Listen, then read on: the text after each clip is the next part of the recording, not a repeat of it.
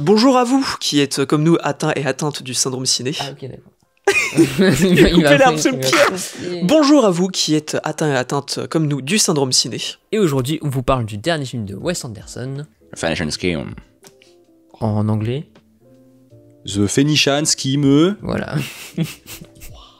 Plano Anglais, Phoenician. français, allemand. Mais avant ça, est-ce que vous avez des petits recos les amis? Pas du tout. Non. Moi j'ai vu un film palestinien qui s'appelle Once Upon a Time in Gaza, qui a eu le prix de la mise en scène à Cannes pour Un certain regard, dans la catégorie Un certain regard, que je vous recommande, mais on en reparlera, car il sera peut-être à La Rochelle pour le festival, donc, mais je vous invite donc à aller le voir parce que c'est... Parce qu'il sort fin juin. Il sort fin juin nationalement, genre. Cette critique se fera essentiellement sans spoiler. Avant ça, n'hésitez pas à nous suivre sur tous nos réseaux et à écouter notre critique en version podcast si vous voulez pas avoir nos têtes. Et sinon, on peut commencer avec la critique. C'est parti.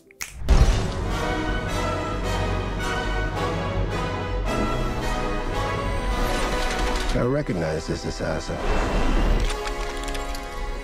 Oh no. Suicide panel.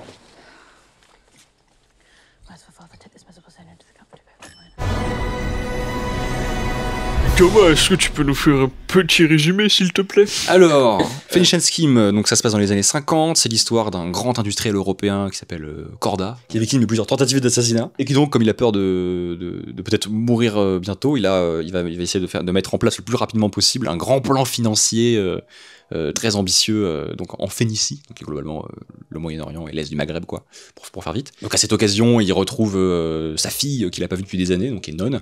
Et donc avec elle et un espèce de tuteur suédois, ils vont se balader dans la région d'aventure en aventure pour renégocier les termes de ce plan financier, pour contacter les investisseurs et faire en sorte que ce grand plan financier arrive bien à terme. Voilà.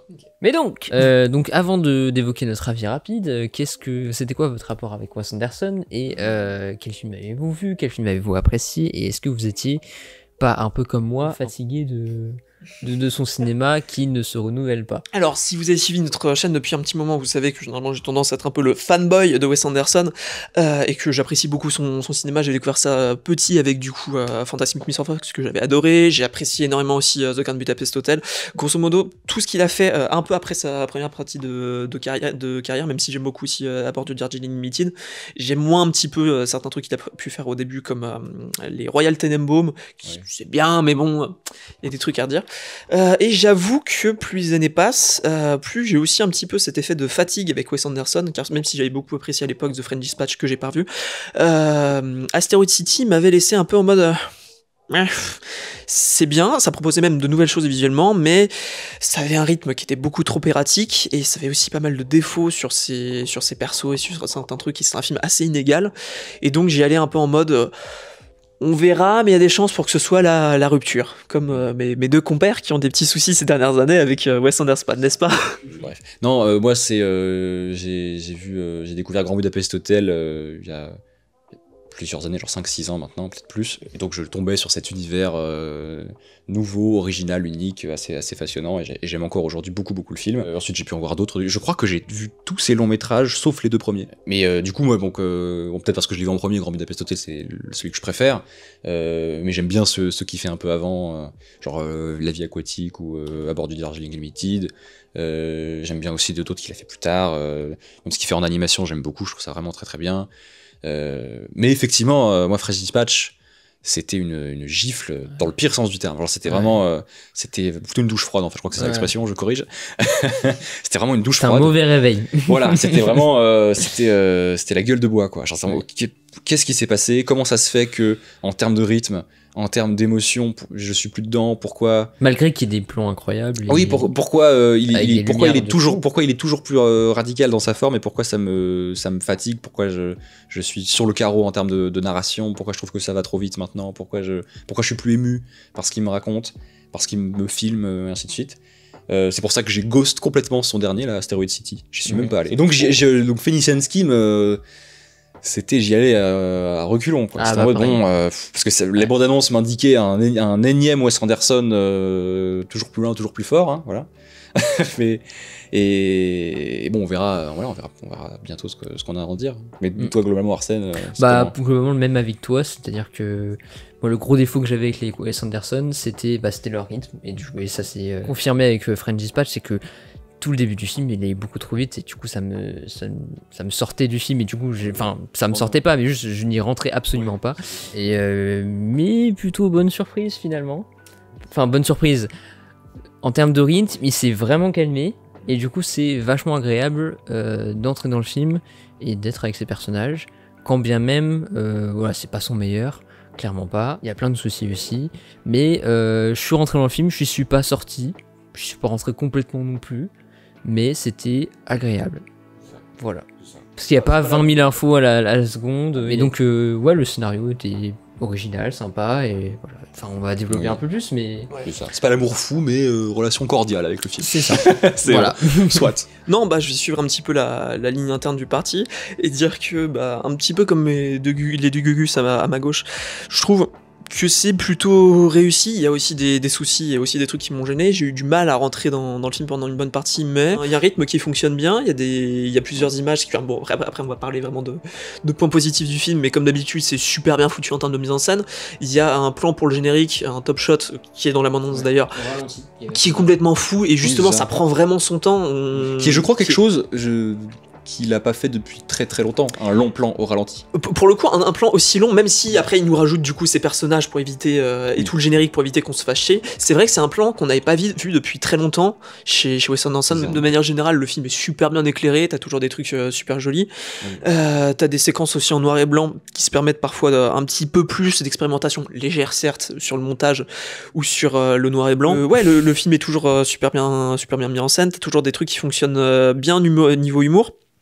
Il sait parfois. Alors, je peux finir quand même avant Voilà, c'est typiquement, notamment des gars qui est dans la bande-annonce, des trucs qui se passent dans un ascenseur où il y a un tueur à gages.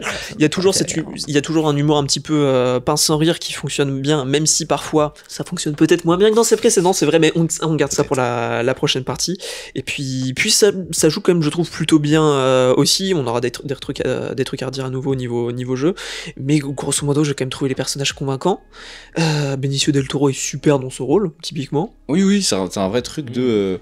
genre, c'est les personnages sont... on croit assez vite à ces personnages, à ce qu'ils jouent et tout. Et oui, effectivement, Benicio del Toro, je crois que je l'avais jamais vu comme ça. Je connaissais pas du tout, je crois pas avoir déjà vu dans un film celle qui joue sa fille. Mia Stapleton. Voilà, exactement, merci. Donc c'est-à-dire que le cercle de personnages un peu principaux et même quelques autres secondaires, que ce soit des nouveaux venus ou des gens qui sont dans la famille Wes Anderson depuis longtemps, effectivement, je trouve que comme d'hab, c'est une direction d'acteur vraiment précise, propre à Wes Anderson, mais qui fonctionne assez bien et qui pour le coup, même sur des questions de rythme, marche assez bien, ça va assez bien avec la narration, avec les effets comiques de temps en temps. Surtout qu'il y en a beaucoup moins. Enfin, il y a beaucoup moins de personnages secondaires qu'un tout petit arc narratif. C'est vrai. Et j'ai l'impression dans celui-là, comme dans Grand Budapest Hotel, il bazarde un peu les 5 caméos qu'il est contractuellement apparemment obligé de mettre dans son film dans des scènes. Non, c'est une vanne.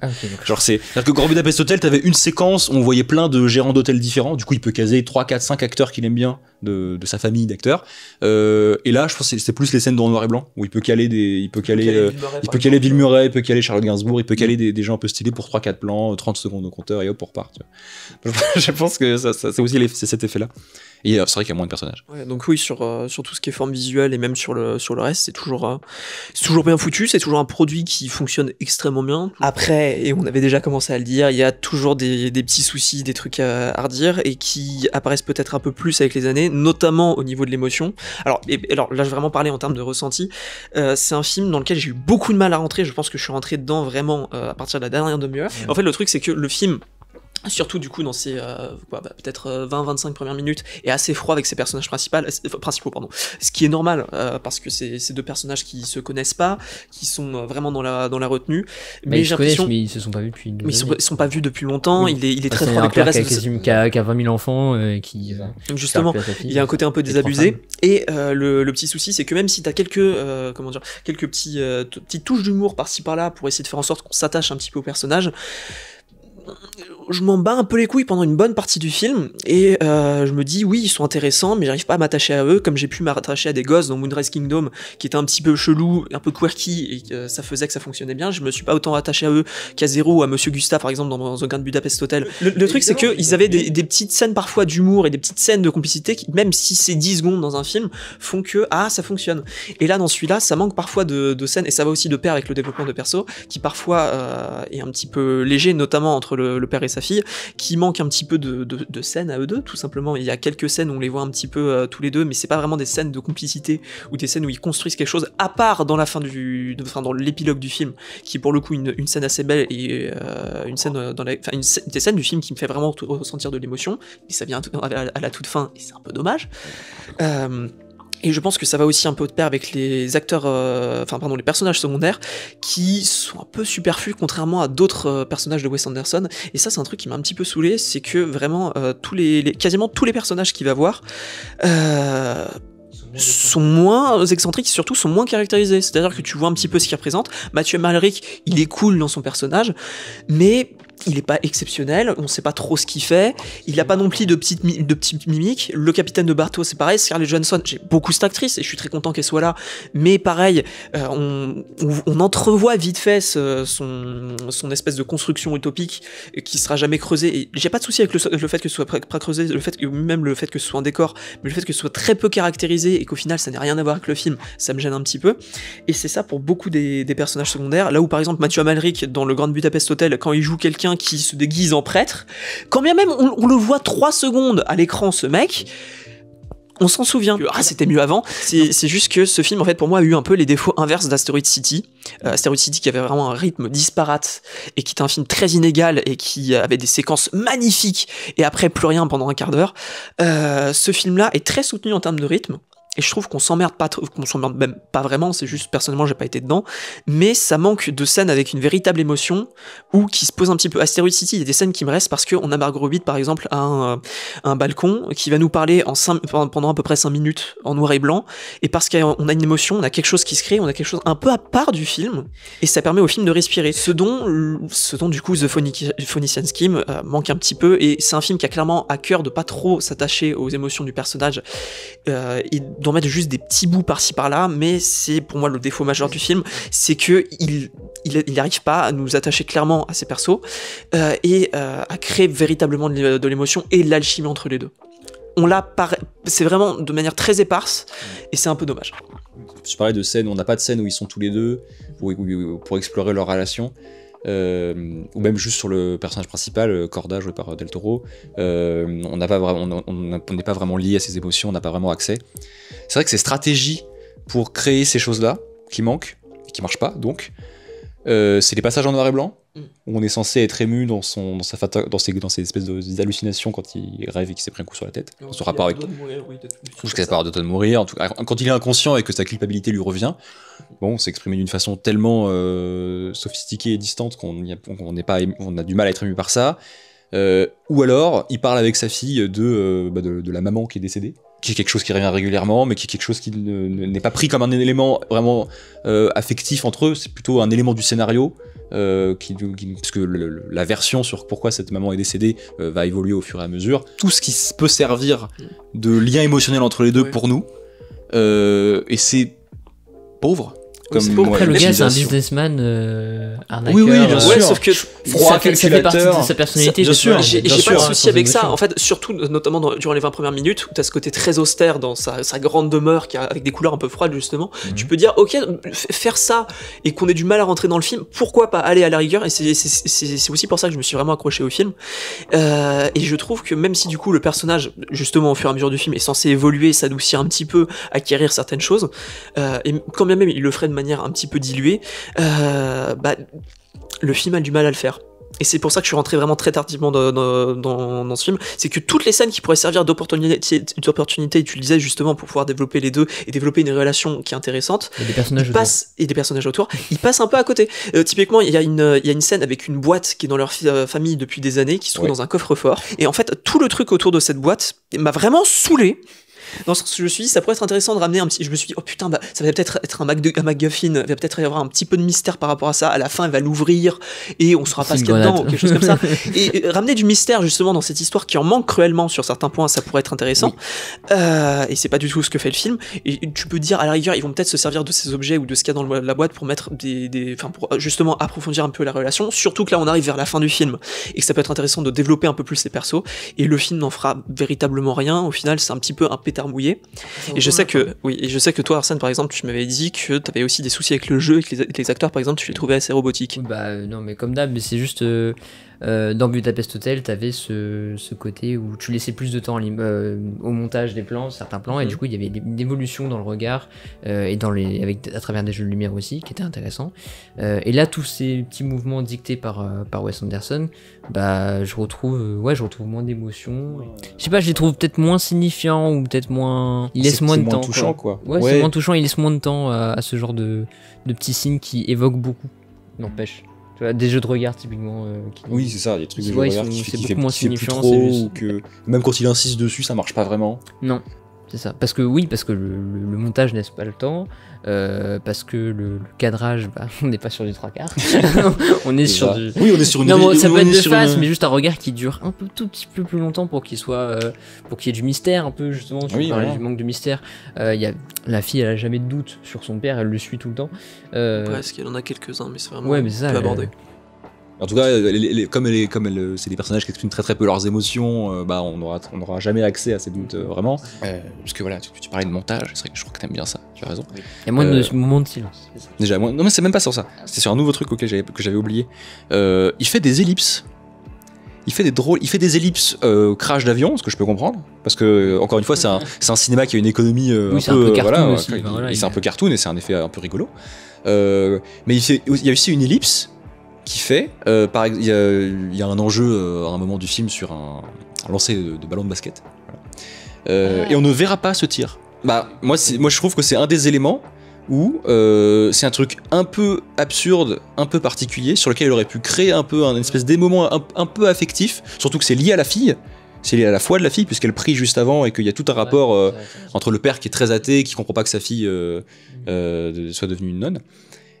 Donc c'est un exemple qui me revient comme ça, mais je pense que c'est un des trucs qui fait que on galère à entrer en contact émotionnel avec eux, parce qu'ils nous privent de temps en temps de petites choses, que ce soit sur des plans pas assez longs, qui nous refusent de regarder le personnage, de se demander à quoi il pense quand il dit rien et qu'il regarde quelqu'un d'autre comme ça. Dans un film au hasard, Grand Budapest Hotel, où il était capable de faire des purs plans où on avait très directement accès à l'émotion d'un personnage. Genre c'était Zero, un des protagonistes du film, qui était en date manège avec Saoirse Ronan, je sais pas comment ça se prononce, et on avait un plan subjectif de lui qui regarde son amoureuse avec des jeux de lumière autour d'elle, un pur plan de personne qui est amoureux de quelqu'un d'autre. Voilà. Ce genre de plan n'existe plus dans ce dernier film, peut-être même avant, je sais pas trop. Enfin bref, c'était mieux avant. Et c'était un peu dommage. Moi je rentrais dans le film agréablement surpris d'avoir un rythme qui s'installe un peu tranquillement, d'avoir un espèce de plan générique dont on parlait. D'avoir qu'un seul décor presque. D'avoir au début un seul grand décor un peu différent, mais un seul assez riche comme décor, mais un seul grand manoir quoi. Pas être dans un gros bordel quoi. C'est ça, j'ai l'agréable impression de pas être perdu dans le scénario dès le début. Et puis plus le film avance, plus je m'ennuie poliment, et jusqu'à une fin que je trouve un peu jolie mais un peu dommage en même temps, et on finit sur une espèce de...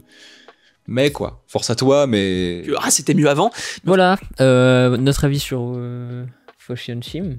The Phoenician Scheme. Avant de conclure notre notation classique du syndrome ciné, quelle note mettez-vous sur notre barème ? Will Smith, ok. Bon, je suis une fat en vrai parce que j'ai quand même apprécié le film. Bah, Will Smith. Ok. Voilà. Ce qui est bien. Alors, prochaine vidéo par contre. Prochaine vidéo. Dites-le nous en commentaire. Non, il y a trop de trucs. Attends, juin, c'est pas là où il y a F1 qui sort ? Non, c'est juillet ça. Non, il me semble que c'est juin parce qu'avec Valentin on avait prévu de le voir. Voilà, merci Thomas, tu peux conclure s'il te plaît. Sur ce, soignez-vous bien en regardant des films, abonnez-vous et ciao.